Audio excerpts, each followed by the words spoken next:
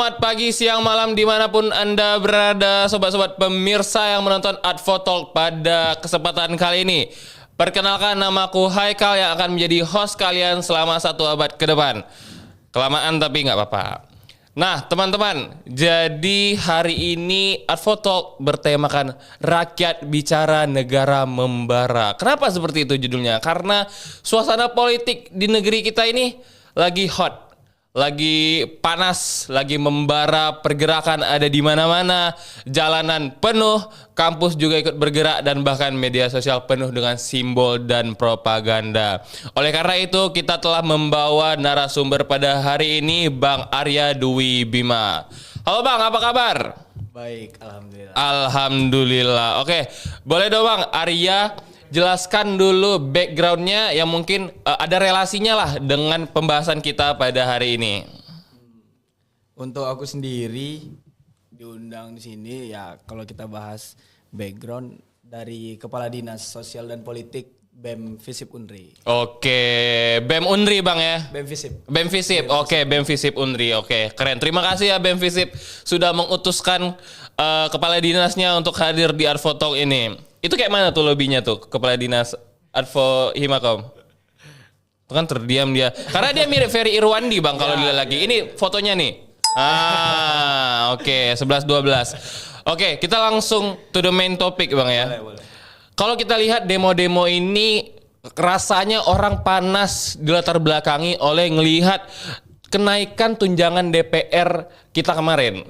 Terus mereka pesta berdansa mereka kemarin. Ada yang break dance, ada yang joget-joget TikTok mereka di dalam ruangan DPR kemarin. Yang mungkin orang kerasa kok mereka joget-joget pas kita beli telur aja dulu 1.500 harganya sekarang 2.000. Seperti itu. Jadi apakah memang demo kemarin itu murni keresahan soal DPR ini atau memang udah akumulasi dari kejadian-kejadian sebelumnya? Nah, kalau kita bahas akumulasi, tentunya pasti ada akumulasi dari keresahan-keresahan masyarakat yang sebelumnya tuh. Nah, kalau kita bisa tarik ulur ke belakang, masalah keresahan ini, pajak PBB itu waktu itu udah di beberapa daerah tuh udah pada naik. Nah, Oke. contohnya kayak yang di Pati, nah itu kan sampai chaos tuh karena juga ada statement dari siapa bupatinya ya waktu itu. Iya, bupatinya. Nah itu tuh udah dari Mau situ tuh. 1 juta 1.000 Iya, orang datang. saya nggak takut. Gua tetap chill di sini. Iya, nah itu dari situ tuh udah mulai panas. Lanjut ada lagi isu di mana ya naiknya gaji DPR, tunjangan DPR yang kalau dipanaskan propagandanya atau statementnya itu ya bisa 3 juta dalam sehari gajinya pada waktu itu. Nah sebenarnya kalau dari beberapa tokoh-tokoh bilang di demo di tanggal 25 tuh, demo awal tanggal 25 itu sebenarnya yang datang pada waktu itu tuh gak cuman dari mahasiswa, masyarakat, tapi juga ada dari sekelompok organisasi yang mengatur itu. Oke. Nah, beberapa tokoh juga bilang itu tuh merupakan demo yang janggal gitu. Karena di situ pada waktu itu tuh titik medis tuh sedikit. Gitu. Itu di tanggal berapa Bang? Di tanggal 25. 25 Agustus. Iya. Itu yang memang orang gencaran kemarin, kalau nggak salah Ferry Irwandi datang ke iNews. 25 Agustus itu tidak organik berarti Bang? Nah ya itu ada beberapa tokoh yang bilang gitu. Karena beberapa kejanggalan tuh ya Serikat Buruh tuh memang membuat statement bahwasannya buruh tuh tak turun.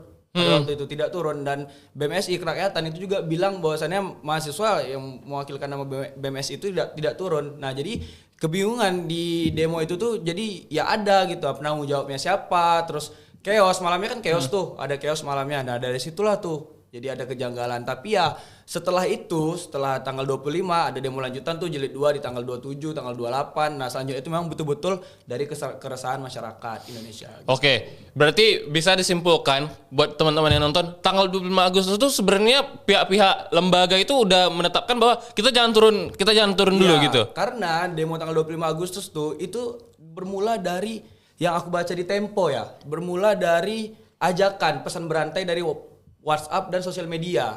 Nah itu tuh tidak jelas siapa yang mengajaknya itu pada waktu itu. Cuman untuk menyuarakan bahwasannya isu DPR dan ada dugaan korupsi mantan presiden pada waktu itu. Nah itu dan dituju tuh ke seluruh elemen masyarakat dan penanggung jawabnya siapa, itu pergerakan atas dasar apa itu tuh masih belum jelas pada waktu itu. Gitu yang aku baca dari Tempo. Makanya karena itu terpercik juga jilid 2, lanjutan yang Karena lain-lainnya. ada chaos, represi dari pihak kepolisian, barulah muncul jilid 2. Memang betul-betul keresahan masyarakat, mahasiswa dan semua elemen gitu. Oke. Dan kalau kita lihat ini kan demo lumayan panjang ya Bang. Ada beberapa hari dan banyak juga kejadian. Dan kalau kita lihat di sosial media pada akhirnya rasanya konklusi yang paling orang suka itu adalah tuntutan 17+8. Ya. Yang memang diciptakan oleh beberapa influencer yang kita kenal lah. Tolong Jerome Pauline, Anda kalau ke Jepang ajak saya. Jangan ninggal-ninggal seperti itu. Jerome Pauline, Ferry Irwandi, Abigail Bang ya. Apakah menurut Abang sendiri dari pandangan Abang, apakah 17+8 ini mewakili rakyat atau ada juga yang ngerasa 17+8 nih ada susupan nih, ante-ante doang nih, cuman sebagian masyarakat nggak semua ini. Menurut Abang seperti apa? Kalau menurut aku pribadi yang kita lihat, berarti kalau kita bahas tuntutan tentunya perlu ada penyampaian banyak nih keresahan-keresahan. Nah, kalau kita bahas 17+8 itu tuh dia punya tuntutan jangka pendek dan jangka panjang. Oke. Nah, di jangka pendek itu dia berunjuk atau dituju ke yang pertama tuh presiden.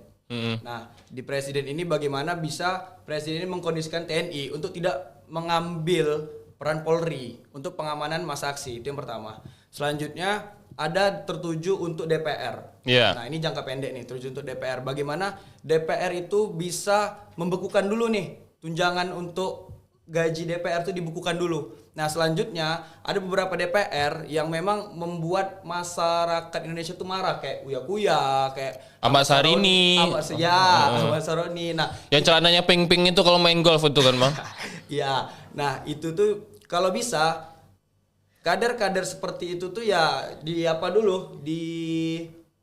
dipecat atau diberikan sanksi tegas. Nah, itu untuk DPR. Selanjutnya untuk 17+8 itu untuk partai. Nah, Partai. Ya, partai. Bagaimana partai itu berkomitmen bahwasannya dia berada di pihak masyarakat. Nah, pada saat krisis itu. Terus bisa dipecat kader-kadernya kayak ya si Ahmad Saroni, Uya-Kuya, Eko Patrio tuh. Terus ada untuk Polri. Nah, bagaimana Polri ini bertindak profesional dan humanis. Oke. Nah, terus bertindak tegas untuk menghukum secara transparansi siapa saja yang melakukan instruksi dan siapa saja yang melakukan tindak represi kepada masa aksi. Nah, itu terus ada untuk TNI. TNI tolong kembali ke barak, itu tuntutannya. Oke. Bagaimana TNI itu tidak ikut campur dalam pengamanan masa aksi dan bertindak tegas untuk ya tidak usah ikut-ikutan lah kalau bahasa bayinya ya jangan adalah TNI di masa aksi, biarlah Polri yang mengamankan. Nggak usah sok sibuk lah gitulah bahasanya kan. Gitu. Yang sok asik. Iya, gitu. Nah, selanjutnya itu yang terakhir untuk Kementerian Sektor Ekonomi. Nah, itu bagaimana mereka bisa berdialog dengan buruh tentang outsourcing dan upah minimum. Karena rasanya pendapatan upah minimum buruh dan masih banyak pekerja di Indonesia belum layak lagi kan Bang? Masih banyak pendapatan yang belum layak nih, seharusnya segini malah segitu, terutama tuh untuk guru, untuk nakes, untuk buruh, nah gitu. Bisa guru mungkin gaji sebulan 300.000, ini sehari mau 3 juta nih. Ngeluh-ngeluh pula itu dia mau ke Bintan, aduh macet, aku nggak bisa kalau nggak dapat mobil. Anda naik kereta umum kalau gitu, Anda mobil empuk masih ngeluh-ngeluh memang nih. Ini contoh lah nih salah satu keresahan masyarakat. Ya ini salah satu keresahan masyarakat itu dari hati tuh Bang, dari hati. Oke Bang. Dan demo-demo kemarin sebenarnya banyak kejadian yang memang cukup disayangkan, banyak kesedihan, kita turut berduka cita untuk setiap korban yang telah jatuh. Dan memang banyak kemarin muncul isu itu kerusakan fasilitas umum. Halte dibakar, kantor dibakar, ada banyak lah yang dirusakkan, entah ada yang menjara rumah DPR ini. Itu apakah menurut Abang memang itu organik dari masyarakat yang emang udah muak atau memang ada orkestrasi di balik kejadian-kejadian tersebut? Menarik nih, ada kata orkestrasi. Untuk lebih jelasnya tuh di sini sebut aja tuh padahal. Untuk lebih jelasnya tuh di sini sebenarnya ya aku nggak berada di lapangan di sana pada saat anarkis itu, karena kita sama-sama tahu bahwasannya demonstrasi yang dilakukan di Riau itu berjalan damai gitu. Iya. Nah, untuk sampai ada bagi-bagi bunga kemarin tuh. Nah, iya itu dari masa Unri kan. Itu kalau dilanjut malam ngopi tuh di CD tuh. Ya, bisa jadi mungkin di BK lah lebih. Nah, terus kalau untuk itu sendiri, menurut aku pribadi memang ada beberapa kelompok yang menjadi provokator. Oke. Gitu. Nah, karena ya itu merupakan cara mereka nih untuk melampiaskan amarah mereka, keresahan mereka gitu. Muncullah beberapa provokator-provokator ini dan memang dari pihak Polri pun sudah menangkap beberapa provokator yang kalau kita lihat di beberapa video yang lewat di sosial media itu tuh bukan mahasiswa, bukan masyarakat tapi pelajar gitu ha. Nah, itu tuh yang ditangkap pelajar dan ya dia gitu aja di provokator, dia jadi eksekusinya juga untuk membakar ini, membakar itu, lempar Masih sekolah molotov. Bang, masih Ya, sekolah. masih sekolah. Ya, PR aja belum dikerjakan ngapain jadi provokator gitu kan? Selesaiin dulu Google Classroom gitu. Iya, kan. Google Classroom belum upload tugas itu. Nah itu jadi beberapa provokator pastinya ada, tapi ya kita nggak tahu mereka dari kelompok apa, dari organisasi apa, kita tuh nggak tahu tentunya. Dan ya nggak murni lah dari keresahan masyarakat, pasti tentunya ada provokator. Ya rasanya kalau halte, kan masyarakat juga pakai halte ya. Iya, pastinya itu fasilitas untuk masyarakat, nah gitu. Kayak kita emosi nih, masa kita bakar motor sendiri? Nah kan mustahil. Oh, gitu, mustahil gitu loh. Iya. Tolong dong, Anda kalau provokasi jangan kayak gitu. Itu udah mainan zaman dulu lah, Bang. Zaman 98 lah, Bang ya. Iya. Udah nggak mempan lagi. Nggak etis lah, nggak etis. Mau apa nuduh-nuduh Cina lagi tiba-tiba kan. Nah. Padahal kita bineka tunggal. Siapa yang mau benci sama Cina sekarang? Fine shit mereka tuh di TikTok kan. Iya. Gak mungkin mereka mau emosi sama orang Cina. Tolonglah. Oke. Agak sorry Bang ya. Iya, nggak masalah. Kita mau lanjut terkait demo kemarin banyak represi dari aparat. Bertindak represif.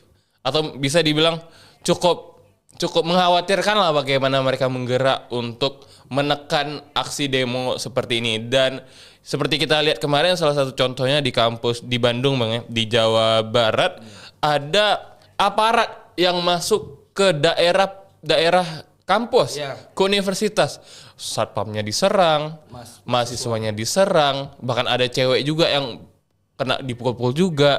Terus ditembakkan gas air mata kan. Pertanyaannya, kenapa tindakan ini bisa sampai terjadi oleh aparat di wilayah kampus, Bang? Kenapa? Ngapain mereka nembak gas air mata ke mahasiswa? Nah, ini masalah yang paling kita benci, paling kita muak kali lah nih kalau masalah aparat masuk kampus, yang dimana kampus itu punya otonomi akademik gitu. Oke. Ya, yang nggak bisa sembarangan masuk aparat kecuali dia punya dasar hukum. Iya. Nah, kecuali dia punya surat penangkapan, memang betul yang ditangkapnya itu ada tindak pidana di situ. Nah gitu, seharusnya gitu punya dasar hukum dulu dia kalau mau masuk kampus nih, karena kan ruang akademik nih, ruang kita bebas berpendapat, ruang kita bebas berpresentasi, mau apapun yang kita lakukan gitu, selagi itu masih masuk akal dan selagi itu dinamakan akademik ya udah kita bebas gitu. Nah kenapa bisa ada itu tuh rasanya itu nggak etis, kayak yang di Unisba, terus ada di Unpas, Pasundan, itu kayak seharusnya gas air mata tuh ada itunya, ada SOP-nya tuh. Gas air mata bisa ini sependek pengetahuan aku ya, gas air mata itu bisa ditembakkan kalau ada perlawanan dari massa. Nah pada waktu itu Jawa Barat tuh kan ricuh tuh. Iya. Ricuh. Nah mungkin pada waktu itu para aparat ini tidak bisa dapat gitu, siapa pelaku-pelakunya tidak bisa dapat pada saat demonstrasi. Jadi malamnya digaslah ke kampus dan itu ya nggak etis, nggak seharusnya etis gitu tuh, kayak ya nggak masuk akal, kenapa harus masuk ke kampus gitu. Apa orang tuh nggak punya cara yang lain yang lebih bagus? Yang dimana kan seharusnya aparat ini kan pengayom. Nah, aparat ini kan pengaman gitu. Nah, bagaimana bisa dikatakan pengayom dan pengaman kalau hal yang dibuatnya itu yang membuat kita nggak merasa aman di kampus? Betul. Merasa kita tuh nggak diayomi di kampus. Padahal di kampus gitu. Iya. Dan itu korbannya tuh. Nah itu tuh ada tiga pendapat yang berbeda. Oke. Kalau dari pihak aparat kepolisian sana tuh mereka bilang nggak sampai masuk kampus. Nah kalau dari pihak sivitas akademiknya itu bilang bahwasannya ditembakkan di jalan raya. Oke. Nah nggak sampai ke kampus. Tapi kalau dari mahasiswanya ada yang jadi korban. Itu gas air mata sampai ke UKM, sampai ke parkiran kampus. Itu kalau mungkin UKM narinya lagi nari-nari tiba-tiba matanya perih kan? Iya. Kenapa tiba-tiba mata aku perih? Iya. Nah itu saking jahatnya aparat pada waktu itu. Pada waktu itu, oke.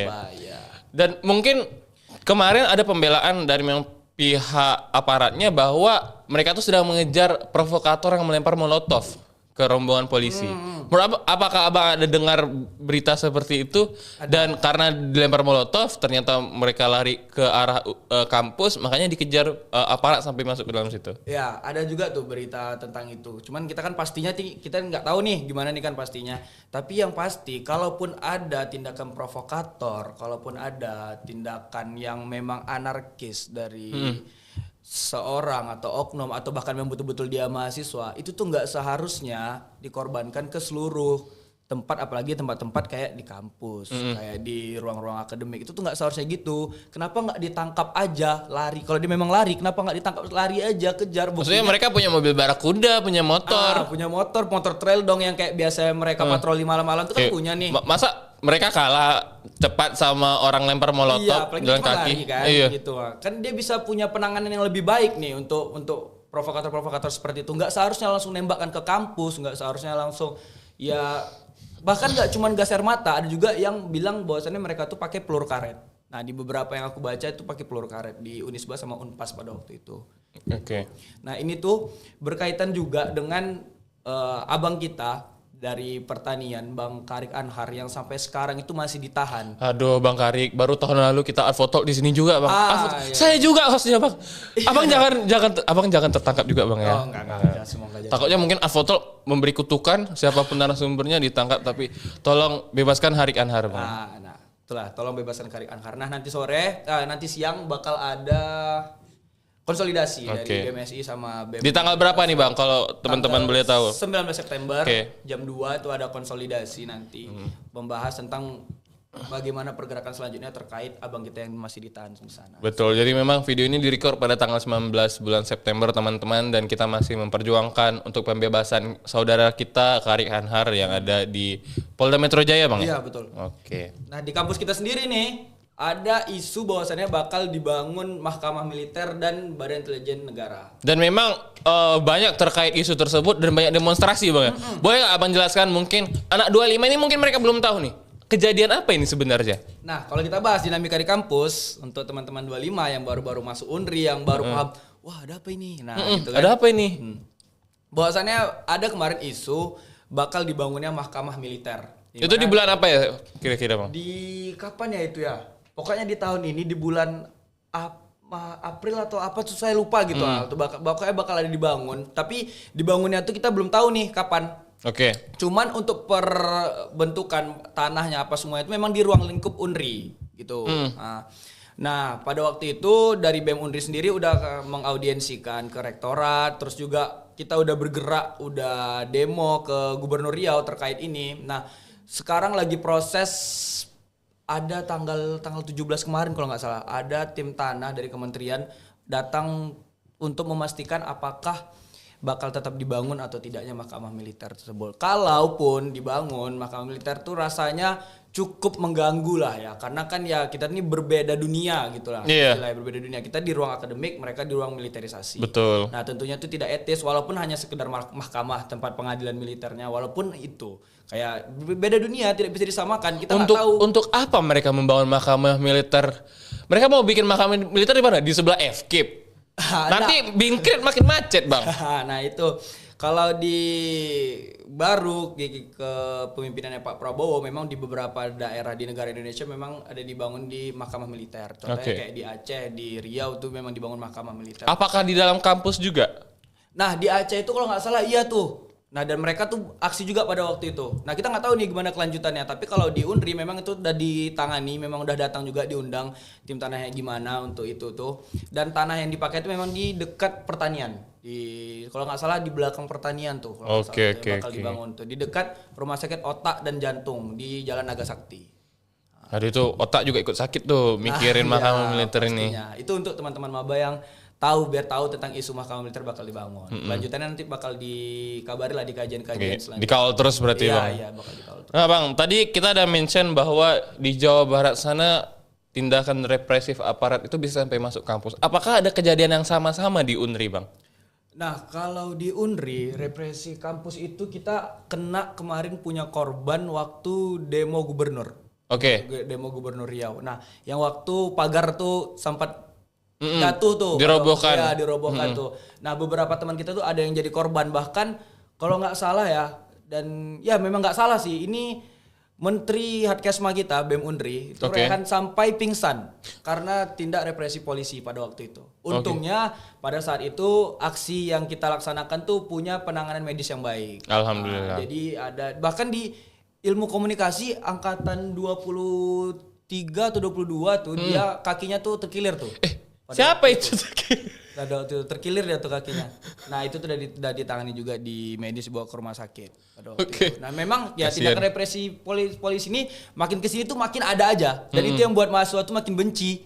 Nah kita nggak bisa menutup ya itu fakta gitu karena tindakan represi dari polisi bahkan saya sendiri pun pada waktu itu terlibat bentrok segala macam dan memang polisi ini nggak mau kalah. Cara mereka mengamankan massa itu ya dengan kekerasan pada waktu itu. Mereka juga punya ego tersendiri. Nah mereka juga punya ego sendiri. Bagaimana massa ini bisa mundur dengan cara mereka sendiri. Kalau mereka punya tameng lah, punya pentungan lah atau apa ya itulah cara mereka dan yang nggak bisa kita pungkiri dari situ juga citra polisi itu makin memburuk.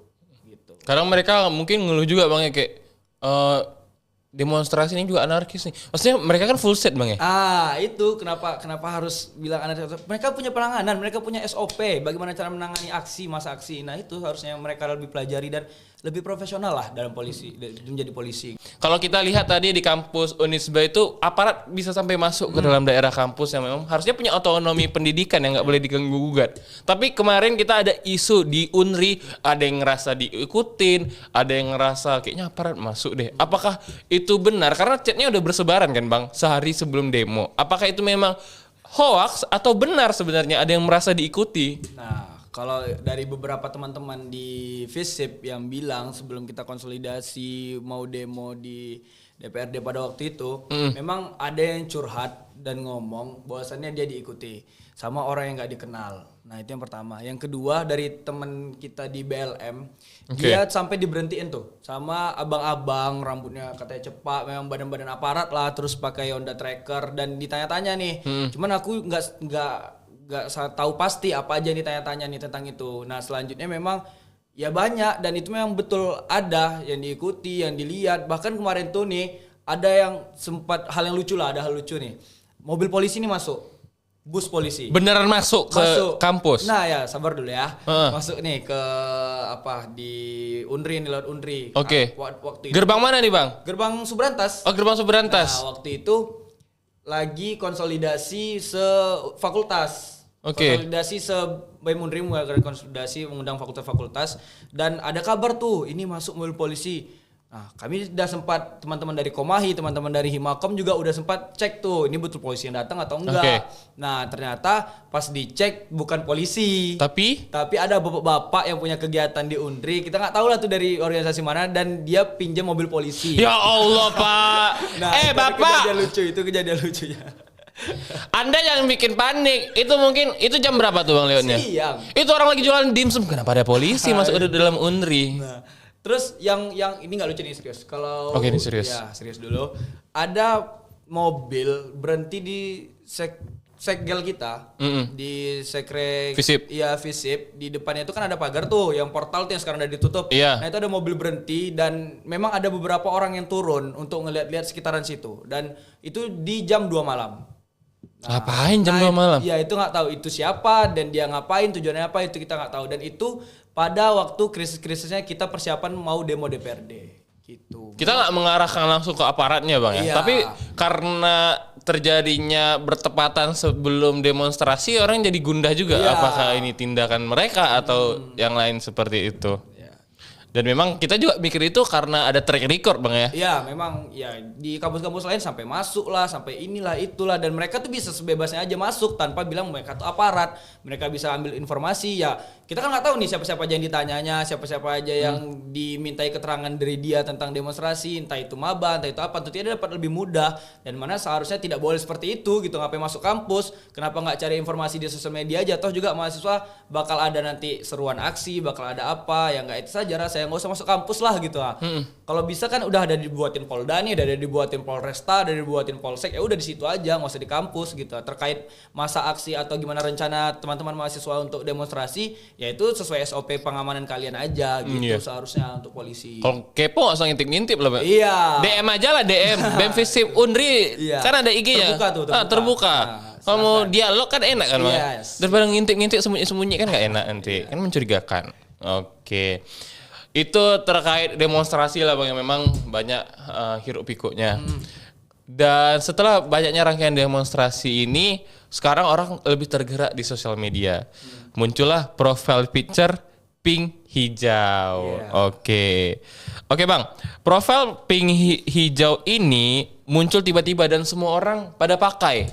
Memang hijau, kita turut berduka cita untuk ojol yang kemarin meninggal Bang ya, Afan Kurniawan. Terus pink ini melambangkan ibu-ibu yang kemarin brutal pas demo, dia vokal, dia teriak-teriak walaupun memang banyak polemik di balik sosok ibu tersebut. Yang memang mengundang banyak pro kontra lah. Tapi kita kan fokus pada simbol pink hijau ini. Apakah menurut Abang orang yang pakai apa misalnya PP-nya pink hijau, Instagramnya tiba-tiba mungkin dia foto kayak gini kan, tiba-tiba jadi pink hijau. Apakah dia memang bergerak secara sadar dan memahami tuntutan dari masyarakat seperti 17+8 atau dia kayak gila keren juga nih kalau pink hijau nih. Kayak gitu Bang. Menurut Abang seperti apa? Berarti bisa dikatakan yang gila keren juga nih. Itu FOMO lah. FOMO iya betul. Nah, kalau menurut aku pribadi, pink hijau ini tuh udah tersebar di mana-mana nih. Makna simbolnya apa, makna warnanya apa, itu tuh udah tersebar di mana-mana. Aku yakin terutama mahasiswa yang pakai itu, ya mereka paham bahwasannya ini bagaimana cara mereka melakukan respect, bagaimana cara mereka melakukan bela sungkawa, bagaimana cara mereka menegakkan, kalaupun lah mereka tidak bisa bersuara, vokal, orasi, menyampaikan aspirasi masyarakat ke sana, ke sini, ke situ, setidaknya mereka udah punya rasa empati mereka untuk menyimbolkan itu gitu. Dan aku yakin memang ada yang FOMO. Memang ada yang FOMO beberapa, pasti ada yang FOMO, nggak tahu apa-apa tiba-tiba ikut-ikutan, pasti ada. Tapi aku yakin lebih banyak yang paham tentang itu dan lebih banyak yang punya empati lah untuk melakukan pemasangan foto apa aja di sosial media, terutama di beberapa organisasi lambang kabinetnya jadian itu. Ya aku yakin lebih banyak yang paham daripada yang FOMO. Kemarin Himakom pink hijau ya? Gila, Ya, keren juga Himakomnya ya? Mantap dong kalau gitu. Keren. Itu untuk orang yang mungkin memang pro dengan pink hijau. Menurut Abang bagaimana dengan orang yang lebih ke arah kontra? Kayak, ngapain sih pink hijau ala FOMO, sok ikutan-ikutan aja. Menurut Abang, apakah memang benar mereka wajar berpikiran seperti itu atau justru harusnya ya kenapa nggak dukung aja sih? Nah, kalau masalah itu kita nggak bisa melarang pendapat orang atau argumen Betul. orang ya. Ini kan negara demokrasi gitu. Betul. Ya apapun pendapat mereka ya itu silahkan. Tapi ya cara orang untuk menyampaikan atau cara orang untuk memperlihatkan empatinya atau menyuarakan keresahan dia itu ya bebas dan berbeda-beda gitu. Ada yang memang dia lebih pengen, aku nggak mau nih pakai pink hijau, aku memang pengennya langsung turun ke jalan gitu. Aku lebih pengen pakai simbol September hitam daripada aku pakai itu, memang ada aja dan ya itu nggak jadi masalah. Setidaknya mereka itu paham bahwasannya negara ini tuh sedang tidak baik-baik saja. Nah itu yang paling penting. Selanjutnya mereka tuh paham bahwasannya ya polisi ini udah melewati batas. Polisi ini udah nggak di ruang lingkupnya lagi gitu. Setidaknya mereka sadar itu dan kalau mereka ngejudge warna itu, setidaknya mereka punya cara lain untuk menyuarakan keresahan-keresahan masyarakat Indonesia gitu. Nggak apa-apa kritik, tapi apakah Anda juga ikut membantu? Ya, apakah ikut membantu? Nah, ikut bersuara. Karena pada akhirnya tujuan kita sama untuk ke atas semuanya. Mau warnanya apapun, mau simbolnya seperti apapun, mau dia siapa, mau dia di mana, setidaknya tujuan kita sama. Bagaimana cara Indonesia ini agar lebih baik lagi. Oke. Nah Bang, rasanya sosmed ini cukup jadi tempat yang vokal lah untuk masyarakat dalam bersuara. Namun kita lihat kayaknya demo-demo besar kemarin tuh malah dibatasi akses sosial media kemarin. Rasanya seperti kayak kalau kita ingat TikTok. Di DPR kemarin itu live TikTok sampai nggak bisa dibuka itu. Iya. Itu mungkin orang heran lagi jualan cireng, dia lagi goreng-goreng. Itu Pinkan Mambo lagi goreng-goreng donat, dia heran tuh. Wahai tiba-tiba TikTok nggak bisa diakses kan live-nya, nggak bisa jualan dia donat 200.000-nya itu. Itu menurut Abang kenapa tiba-tiba ada pembatasan seperti ini? Apakah ini memang untuk menjaga stabilitas seperti yang pemerintah katakan atau ada tindakan pembukaman? Kalau menurut aku pribadi, ya itu tuh karena adanya ketakutan dengan datangnya gelombang masa yang lebih besar. Karena kirain takut Pinkan Mambo tadi. karena ya sama-sama kita tahu dari sosial media inilah keresahan-keresahannya tuh mulai naik. Iya betul. Mudahnya menggaet masa aksi atau menarik masa aksi untuk ikut menyuarakan itu ya cara yang paling terbaik itu ya lewat sosial media. Yeah. Dan teman-teman pada waktu itu demo dan menampakkan anarkisnya atau tindakan-tindakan represifnya polisi itu ya lewat live TikTok, lewat apa. Kita lihat di tanggal 25 sampai tanggal 30 tuh semua live-nya tuh memang live orang demo. Iya. Nah, dan di situ sisi positifnya bahwasannya kita memperlihatkan nih bagaimana keadaan lapangan. Nah, selanjutnya kita memperlihatkan bagaimana demo itu berjalan, apakah lancar atau tidaknya, apakah tuntutan sampai atau tidaknya. Nah, di situ adanya timbulnya ketakutan mungkin dari pihak pemerintah atau dari pihak siapapun lah yang mengelola sosial media tersebut. Ya, gitulah cara mereka untuk mengamankan agar tidak ada lagi gelombang atau masa aksi yang bakal datang lebih banyak. Seperti itu kalau menurut aku pribadi. Rasanya mungkin apakah mereka takut dengan laporannya akademik mungkin, akademik organik. Iya, bisa jadi. Bisa jadi Bang, karena mungkin itu kan memang dari masyarakat kalau nge-live TikTok itu kan nggak ada intervensi dari entah media berita atau seperti apa, full dari masyarakat kalau live TikTok itu. Mungkin mereka entah takut dengan gelombang aspirasi masyarakat yang dari sosmed. Oke. Kita bakal bergerak ke yang lebih dekat. Tadi kita udah bahas mengenai saudara kita Harik Anhar yang memang tokoh mahasiswa aktivis yang memang ditangkap Bang ya, secara sepihak dan tanpa pemberitahuan. Nah, ini rasanya membuat orang merinding. Kayak apakah kalau aku vokal apakah aku akan ditangkap juga? Bahkan kemarin kan aku kasih tahu ke mama aku kan Bang ya. Ada yang ditangkap Mak, ini. Kau jangan kau aneh-aneh kau, nanti kau ditangkap kayak gitu kau. Kau hati-hati kau. Apakah ini membuat mahasiswa jadi ciut semangatnya untuk vokal atau malah makin solid? Oke, terkait penangkapan, contohnya ya kita ambil contoh abang kita Bang Harik Anhar, terkait penangkapan beliau, terus pasti berpengaruh ke mahasiswa-mahasiswa yang lain. Untuk dari sisi ciutnya atau dari sisi makin solidnya, tentu itu pasti bertambah yang lebih solid itu menurut aku. Oke. Karena apa? Karena ketika teman kita satu ditangkap, pastinya teman yang lain tuh tidak mau diam aja. Nah, bagaimana Bang Harik Anhar di sana itu aman, itu tuh membuktikan bahwasannya kita tuh harus lebih berani. Ataupun dia tidak aman di sana, itu yang membuktikan bahwasannya kita tuh harus melawan gitu. Jangan sampai ciut gitu. Untuk apa kita berada di sini di Indonesia, di negara demokrasi kalau kita tuh ciut dalam menyuarakan, kecuali kita dikorut. Nah, di Korea Utara tuh baru kita takut gitu. Kita di Indonesia, kita negara demokrasi, kita bebas berpendapat. Kecuali ya jangan sampai mengujar kebencian gitu. Kita bebas. Jangan nyerang personal. Iya, nah untuk apa kita takut? Seharusnya memang kita harus solid gitu. Kalau Haikal sendiri gimana? Haikal takut kenapa ditanya balik balik atau Haikal makin lebih berani menyuarakan? Oke, makasih udah mengundang saya hari ini, Bang. Nah, kalau Haikal sendiri aku pengen tahu dari Haikal lah gitu. Oke, kalau aku Bang ya. Jadi kemarin tuh aku sialnya adalah nggak bisa turun ke jalan karena banyak satu dan dua hal. Oleh karena itu aku mencoba untuk lebih vokal di sosial media. Nah, mama aku melihat bahwa aku vokal dan dia kayak, kawan kau udah ditangkap. Siapa kawan abang mah? Itu yang kau bilang kemarin. Itu bukan kawan, itu pernah podcast kali aja. Jadi rasanya nggak takut ke pemerintahnya, sebenarnya ada rasa takut. Tapi dengan kita secara normatif, kita adalah negara demokrasi dong. Kenapa kita salah saat kita mengatakan kritik kita, feedback kita ya memang kita nggak nyerang personal. Aku lebih takut sama mama aku sih. Itu lebih mengerikan daripada pemerintah. Dia bahkan mengancam tidak kasih duit jajan, Bang. Itu agak menggetarkan jiwa itu. Itu lebih ngeri dari intervensi pemerintah. Tapi memang secara pribadi rasanya hal-hal seperti ini jangan sampai terjadi lagi lah penangkapan-penangkapan seperti ini, Bang ya. Itu gak etis lah. Kalau memang penangkapan betul-betul dipastikan apakah pihak yang mau ditangkap ini bersalah atau tidaknya. Betul. Terus harus adanya surat penangkapan. Sebelum penangkapan tentunya harus ada surat penangkapan. Nah, itu yang harus dilakukan. Jangan sampai tiba-tiba lagi di bandara langsung dikepung polisi, langsung ditangkap tanpa ada kejelasan. Itu jangan sampai kayak gitulah. Nah, terkait yang tadi lagi kayak yang tadi tentang keberanian atau ciut, rasanya sama-sama kita bisa lihat di sosial media semuanya teman-teman yang nggak biasanya mengikuti pergerakan, teman-teman yang nggak biasa mengikuti isu itu tuh sekarang udah berani nge-share pamflet, poster, propaganda terkait tuntutan, terkait apa semua itu udah lebih berani. Makanya aku berani bilang ya di sini tuh terkaitnya ada penangkapan atau terkait ada demonstrasi semua itu malah lebih berani. Betul. Malah makin ciut gitu. Karena sampai sekarang pun masih ada tuh flyer-flyer yang menolak keras tindakan represif polisi itu Dan masih tuntutan rakyat juga Bang ya. Nah, dan 17+8 itu masih sampai sekarang disuarakan. Nah, ya itu menunjukkan bahwasannya makin kesini teman-teman makin lebih berani seperti itu. Kesimpulannya memang ya kalau semangat kita lagi membara ya jangan dikasih bensin lah Bang ya. Iya. Dikasih air. Kenapa saat kita vokal malah kita disuruh diam? Ya nggak mungkin lah, nggak bisa dengan apalagi era digital kayak gini, sosmed kita gampang untuk berbicara.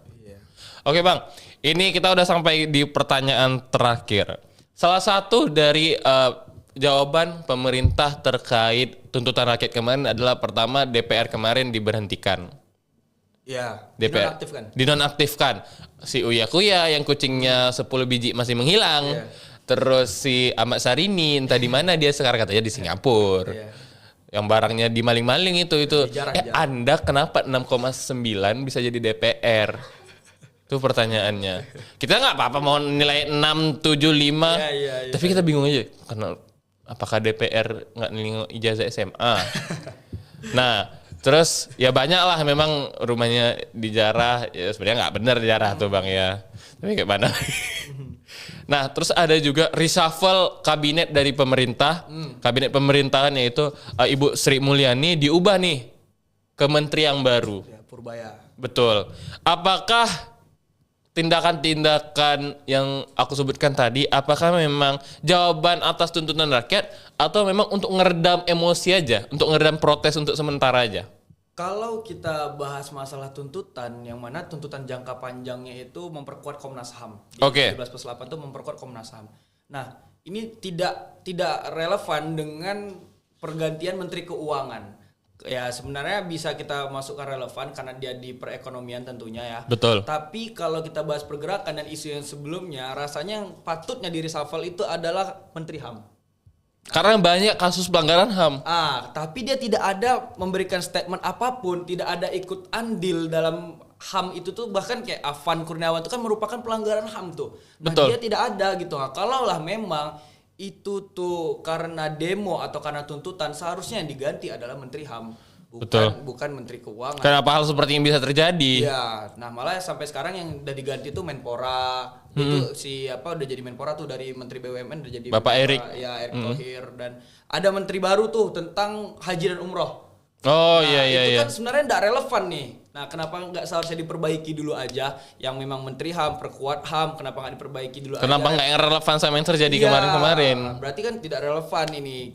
Ya harusnya reformasi dulu lah sistem kepemimpinan di Polri. Transparansikan bagaimana gaji DPR itu seperti apa sebenarnya. Seperti itu, bukan malah mereshuffle atau menambahkan menteri-menteri seperti Menteri Haji dan Umroh, memperganti Menpora segala macam itu. Jadi nggak relevan aja menurut aku tuh, kayak ya nggak sesuai aja sama tuntutan demo seperti itu. Berarti memang kita tuh udah punya tuntutan, tapi ini rasanya kayak untuk meredam masa sementara aja karena nggak sesuai sama apa yang kita minta Bang. Iya, cuma sekedar meredam aja gitu. Kalau bisa masa tenang dulu lah gitu. Nah, kalau bisa dinonaktifkan Sahroni ini, nonaktifkan dulu lah gitu. Nah, tidak ada unsur pasti bahwasannya dia harus dipecat. Itu tidak ada. Suruh dia klarifikasi lah kenapa di celana dia pink kemarin. Iya itu harusnya gitulah, ada statement keras dari partai bahwasannya dia dipecat. Nah, itu baru sesuai tuh sama tuntutan 17+8 untuk DPR gitu, bukan malah sekedar nonaktifkan. Karena kalau kita sama-sama pahami, dinonaktifkan tuh bisa dia tuh kembali lagi bertugas sebagai anggota DPR. Nah, itu kalau nonaktifkan. Beda kalau dia dipecat, betul-betul ditarik nih sama partainya. Beda dipecat, nah itu beda tuh. Seharusnya yang dilakukan itu adalah dipecat, bukan cuma sekedar dinonaktifkan. Seperti itu. Berarti ya memang pergantian kabinet merah putih itu ya sekedar meredam aja tuh bisa dikatakan iya. Oke. Rasanya kalau kita bahas terkait politik di Indonesia nggak habis-habis Bang ya. Iya. Mungkin kalau kita lanjut kita diusir nih sama orang perpustakaan nih. Iya. Banyak kali kalian bahas nih. Oke, Sobat Advotalk, diskusi kita bersama Bang Arya cukup panjang. Kita banyak membahas mengenai sudut pandang masyarakat, pemicu keresahan, dan memang dinamika di lapangan lah. Memang sampai seperti apa respon politik dari pemerintah. Entah itu ada yang puas, entah itu ada yang tidak. Kita bebas berpendapat karena kita negara demokrasi. Apakah Bang Arya, mumpung mungkin anak 25 nonton ini kan, mereka melihat. Nah, Ada nggak yang mau abang sampaikan ke mereka? Tentunya ya teman-teman bukan cuma 25, tapi teman-teman yang masih menjabat dengan nama mahasiswa. Oke. Tentunya harus paham tentang isu-isu yang terjadi di Indonesia. Bukan cuma sekedar ikut men-share, bukan cuma sekedar ikut-ikutan ganti foto profil, tapi ya pahamilah isu-isu apa aja. Betul. Contohnya 17+8 yang memang membahas tentang mengusahakan untuk sahkan UU perampasan aset. Nah itu kan penting tuh untuk koruptor. Terus ada bagaimana merencanakan untuk reformasi perpajakan yang lebih adil. Terus tentang outsourcing, tentang upah minimum, tentang perkuat Komnas HAM. Itu tentunya perlu dipahami lagi. 17+8